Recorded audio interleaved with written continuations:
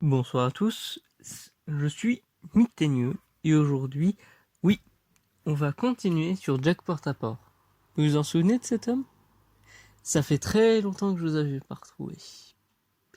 J'ai réussi à trouver un moyen de faire une nouvelle série. Alors, celle-ci sera un peu plus posée que les précédentes. Les autres étaient voulues comme étant terrifiantes. Là, celle-ci le sera également, mais dans un autre sens. Vous comprendrez au fur et à mesure. Aussi, je tiens à préciser que jusqu'à maintenant, le premier épisode, à chaque fois, les deux derniers étaient à la fois un YouTuber, c'est-à-dire des vidéos qui sortaient tous les jours du mois d'octobre. Ensuite, c'était un calendrier de l'Avent, donc ça se passait du 1er au 24 décembre. Maintenant, je sors ça maintenant. Il n'y a pas vraiment de date, parce que j'ai l'impression d'être traqué par Gollywood. Je sais pas si c'est que des soupçons ou si c'est complètement vrai ou non. Mais en tout cas, voilà, maintenant vous savez que j'ai un peu cette crainte. Et vous allez voir que au final, cette série sera celle qui me sera peut-être le plus fatale par rapport au sujet abordé. Je tiens aussi à préciser que du coup, les miniatures qu'il y avait du YouTuber, c'était à voir avec le mot du jour. Là où, pour le calendrier de l'avant-meurtre, c'était des images, du coup, c'était toujours la même image, mais avec la date qui change. Maintenant, c'est toujours des images différentes, mais toujours sur le même thème de l'héritage. Parce que, justement, encore une fois, avec le YouTuber, nous avons parlé des actes les plus atroces qu'a pu faire Jack Portaport. Le calendrier d'avant-meurtre faisait que vous deviez avoir pitié de lui. Et maintenant, on va parler de son héritage et comment ses descendants ont pu faire mieux ou pire que lui. Et donc, vous allez voir que, du coup, on va voir ça en 13 générations. Oui, le fait que ce soit en 13 épisodes est volontaire. Du coup, commençons déjà par sa famille nucléaire, parce que effectivement, j'en avais pas mal parlé lors comment dire, du calendrier d'avant-meurtre, vous l'avez très certainement remarqué, mais jamais je n'avais vraiment parlé du nom de ses proches. Vous l'avez peut-être même remarqué, mais j'ai volontairement jamais cité le nom de sa femme. Alors, je tiens à préciser que ce n'est absolument pas un oubli. Et c'est ça qui peut faire comprendre que pour certaines personnes, ça pouvait paraître incroyable. Mais au final, ça l'est pas vraiment. Du coup, déjà, je vais le dire comme ça, au moins c'est fait. Nous allons déjà ici parler du coup pas de Jack Portaport, nous savons déjà bien assez sur lui, mais sur sa femme déjà, Maria Cofford Blair, ainsi que leurs deux enfants, Nathanael et Enzo. Et du coup, à savoir que originellement, ils étaient donc des porte-à-porte, mais sont devenus des Blair parce que le village les soutenait la mère pour faire qu'ils prennent le nom. Déjà, du coup, pour chacun des deux enfants, on verra ça plus davantage par la suite. Mais parlons déjà du coup de leur côté quand ils étaient enfants. Mais tout d'abord, parlons de la mère, Maria Cofford Blair. Je tiens déjà à préciser qu'elle a réussi à avoir pas mal de richesses par rapport à ce qu'a fait son mari. Et du coup, par rapport à sa mort, comme dit, tout le village tout entier où ils habitaient a voulu les soutenir et du coup a été d'un soutien très bénéfique, disons-le clairement. Déjà que le village avait eu des trucs assez chelous par le passé. Par exemple, il y aurait eu des trucs qui ont été dits par Livravo, qui d'ailleurs, ce mec, il a modifié sa voix parce qu'il a la même voix que moi, j'ai l'impression. Je sais pas si c'est que moi.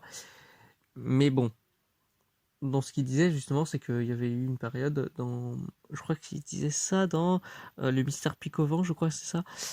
Je suis pas vraiment ces vidéos, mais lui aussi il est traqué, mais donc je devrais, mais enfin. Dans le Mystère Pic-au-Vent, si je me souviens bien, justement, le personnage est.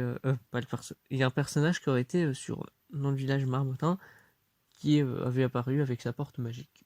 Alors, je sais pas si on peut y croire, mais du coup, c'est plus ou moins mis dans l'histoire, et que, justement, là, il y avait eu quelqu'un qui était venu dans ce village, parce que le village où ils habitent, c'est proche du village de Marmottin. C'est un village voisin de Picovan et de Marmottin.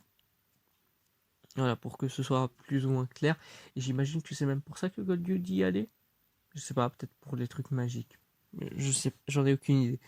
Mais en tout cas, du coup, Maria Coffold Blair avait réussi à faire richesse, où justement toute la grande forêt qui entourait le village lui a appartenu.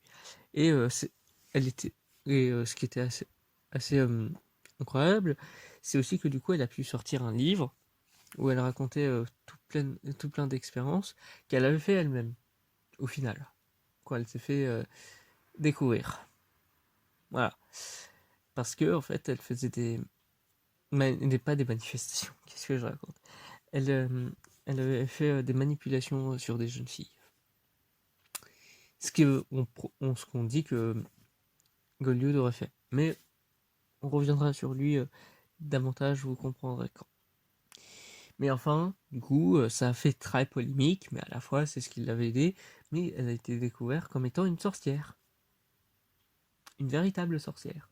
Et tout ça à cause de la folie d'avoir perdu son amour de toujours, Jack Portaport. Ah, ce mec, vraiment, jusqu'au bout, il aurait pu faire des trucs négatifs, hein. Même quand il est mort, il a fait sombrer tout le monde avec lui. Cherchez pas. Mais bon, du coup, le truc à savoir, c'est que bah du coup, elle était vue comme une sorcière, et c'est même comme ça que la forêt, qui est tout autour, a été surnommée la forêt de Blair Witch. Voilà. Et le portrait de Markov, c'est d'elle. Et c'est pour ça qu'elle s'appelle Maria Coffold Blair, et que du coup, Markov, ça vient de là. Voilà, pour ceux qui se demandaient, parce que je crois justement que vous avez parlé de ces livres inconnus. Parce que je crois que c'est elle qui l'a écrit initialement, et ensuite Dan Salvato l'a réutilisé pour son jeu Doki Doki Literature Club, et que du coup ça refait un peu polémique, mais maintenant apparemment c'est un fou, donc il a été mis dans l'asile Murkoff. Et encore une fois, vous voyez qu'il y a un certain lien qui a été fait, mais vous comprendrez au fur et à mesure, là encore. Par rapport aux enfants, en fait, de voir leur mère devenir qui était devenue comme une sorcière, bah, ça n'a pas été d'un très bon d'une bonne aide psychologique, pardon. Donc, oui, vous attendez pas à ce qu'ils vont être de bonnes personnes dans le futur, mais en attendant, bah, quand ils étaient enfants, bah, le village a du coup tenté de brûler Maria, et du coup ont essayé de faire qu'ils étaient les enfants du village. Et c'est même ce qui a fait que vous verrez que ils sont pas si nice ces enfants-là, mais ils l'ont plus ou moins été parce que en devenant les enfants du village, ils ont été donnés à des familles random. Je crois que même d'après mes recherches, ils ont vraiment joué ça à la courte paille. Qui veut les porte-à-porte Blair? Personne? Ok, on va faire on va jouer ça avec un petit jeu qui va plaire à tout le monde. Voilà. Ça, et c'est assez horrible hein, finalement de savoir ça. Mais maintenant, vous pouvez donc vous attendre à ce que demain, je parle plus en détail du coup de la vie de ces deux enfants qui s'appellent Nathanael et Enzo Blair. Voilà, je vous dis donc à demain avec ce gros cliffhanger. Parce que oui, je vais garder quand même le rythme d'une vidéo par jour parce que ça c'est toujours très intéressant pour le fait de vous teaser et que vous ayez les épisodes les plus rapidement possible. Je vous dis donc à une prochaine vidéo, la prochaine. Je tiens à préciser aussi que ça sera une trilogie, donc après tout ça, il n'y aura plus de vidéos sur Jack Portaport, tout se terminera. Mais enfin, je vous dis donc à très vite. Si vous suivez les vidéos juste après celle-ci, ou demain si vous attendez de manière legit, je vous dis au revoir, bye tout le monde, et Tchuss!